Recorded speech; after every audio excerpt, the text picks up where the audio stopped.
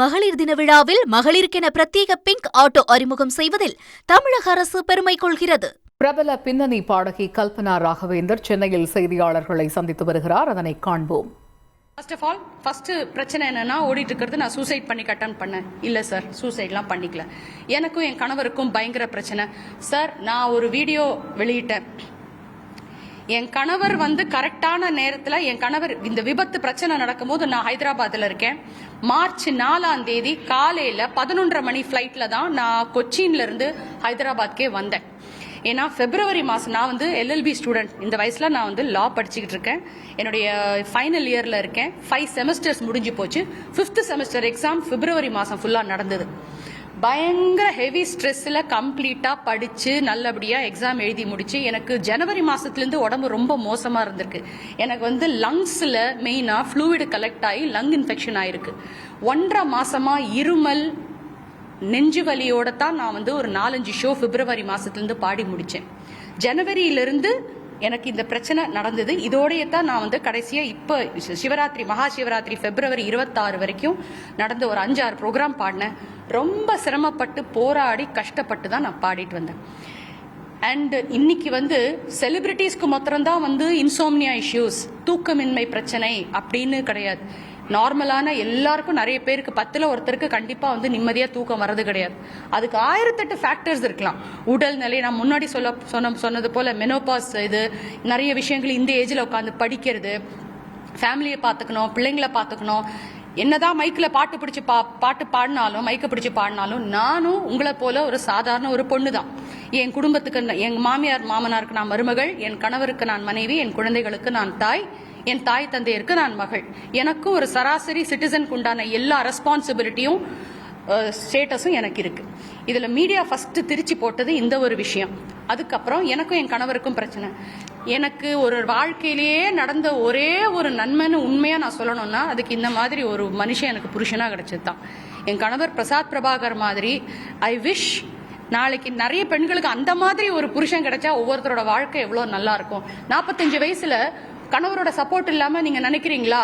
ஒரு பொண்ணு PhD படிக்கணும், குடும்பத்தையும் பார்த்துக்கணும், பாடுறதுக்கு ப்ரோக்ராம்ஸ்க்கு போகணும், சூப்பர் சிங்கர் ஷூட்டுக்கு போகணும், பிளஸ் LLB வேற படிக்கணும். எந்த வீட்டில் இது நடக்கும்? எந்த தனி சப்போர்ட்னால ஒரு பொண்ணுனால இவ்வளோ தூரம் கஷ்டப்பட்டு பண்ண முடியும்? கண்டிப்பா யாரோட சப்போர்ட் இருக்கு. எனக்கு பின்னாடி இருக்கிற சப்போர்ட்டும் தைரியமும், எங்க அப்பா உயிரோடு இல்லை, என் குருமார்கள் உயிரோடு இல்லை, அத்தனை பேரையும் சேர்த்து வச்சு ஒரே ரூபமா என் கூட இன்னைக்கு நடமாடுற ஒரு தெய்வமா வாழ்ந்துட்டு இருக்கிற ஒருத்தர்னா அது என் வீட்டுக்கார் தான். நான் ரொம்ப லக்கி அந்த விஷயத்துல. Extremely he's a good person, extremely he's a family oriented person. I have to tell this. And he's a hard worker. And 3வது குழந்தைங்களோட பிரச்சனை. எனக்கும் என் பொண்ணுக்கும் மேஜரான பிரச்சனைலாம் இல்லை. என் பொண்ணுக்கு 19 வயசு முடிஞ்சிடுச்சு. எந்த வீட்டில் உங்களுக்கு அவங்க அம்மாவுக்கும் அப்பாவுக்கும் இல்லை பிள்ளைகளோட பிரச்சனை இல்லை?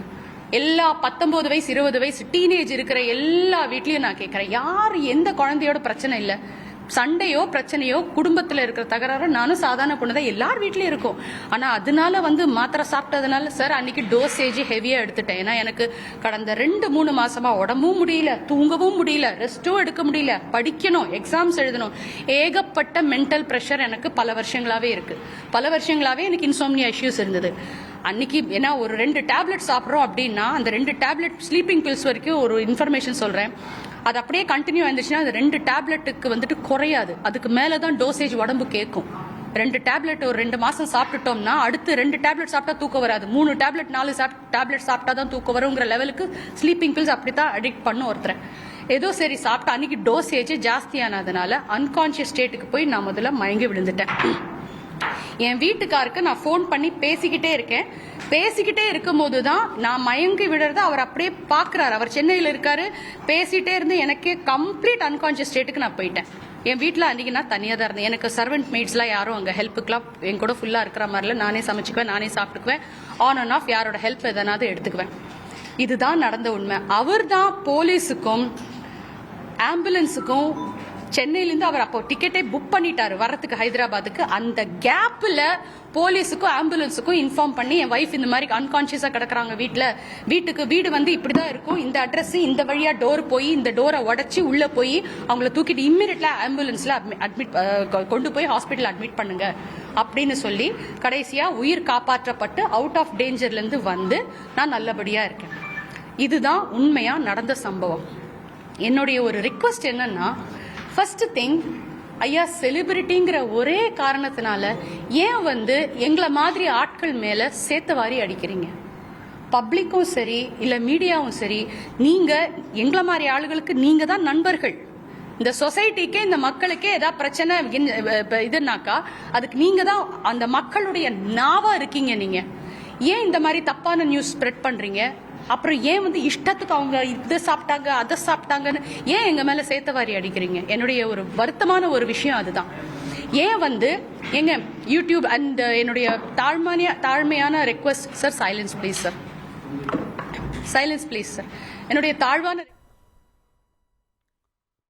பிரபல பின்னணி பாடகி கல்பனா ராகவேந்தர் சென்னையில் செய்தியாளர்கள் மத்தியில் பேசி வரக்கூடிய காட்சிகளை நாம் நேரலையில் பார்த்து வருகிறோம். தான் தற்கொலைக்கு முயலவில்லை என்பதும் சமீபத்தில் நடந்த நிகழ்வுகள் என்னென்ன என்பதையும் ஒன்றன் பின் ஒன்றாக விரிவாக விவரித்து வருகிறார் பாடகி கல்பனா. அந்த காட்சிகளை நாம் பார்த்து வருகிறோம்.